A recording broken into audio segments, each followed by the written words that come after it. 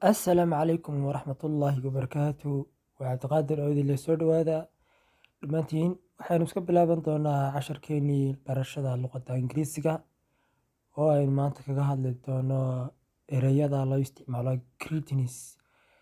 Greetings macnaha salaamka ama salaamaha. Greetings waa salaamaha iyo introduction hordhacyada ay dadku marka ay iska hor yimaadaan ama ay isu yimaadaan ama magaranaysa ay is arkaan ay isticmaalaan. Waayahay introductions waa hordhacyada, greetings waa salaamaha. Haddaba vocabulary ereyada aan caawa qaadan doona waxaa ka mid ah hello. Hello waa iska waran oo kale ka dhigantahay. Hello iska waran maxaad haysay. Hello iska waran oo kale weeye. Iska waran ayaa loo isticmaalaa. Hello iyo hi labada erey badanaa waa iska waran ama waan ku salaamay oo kale. Waayahay ereyga ku xiga welcome.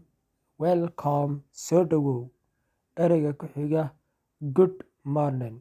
Good morning subax wanaagsan. Good waa subax.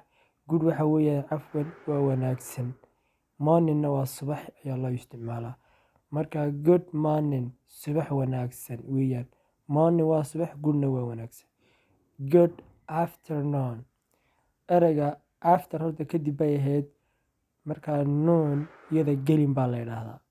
Marka laba erey baa israacay afternoon ayaa laba xaraf halkaa israacay ama laba kelimadood. Waaye haddaba after iyadu waa kadib. Tusaale ahaan after when I eat, marka aan anigu cuno kadib waxa after when I do that, marka waxa aan qabto kadib ayaan ku iman doonaa tusaale ahaan. Marka after horta waa kadib, noonna gelin ayaa loo isticmaalaa. Noon ama noon waa gelin.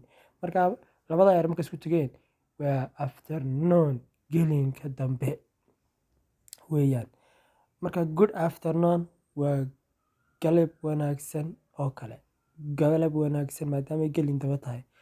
Marka noon marka ay tahay badanaa duhur ayaa loo isticmaalaa ama inay tahay gelinkii duhurka ku beegna. Marka afternoon hadda waa gelinkii dambe ayaa loo jeedaa. Marka good afternoon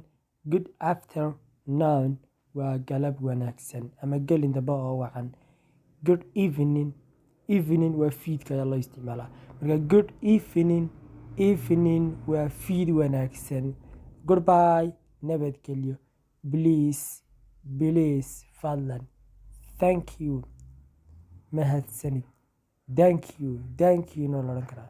Oo badanaa ha markay israacaan da'na waa loo akhriyaa. Ha markay israacaana carabka waa la soo yara saaraa iyadoo ilkaha sare la saarayo. Saa loo yara saarayo. Thank you. Excuse me ayaa ugu dambeysa.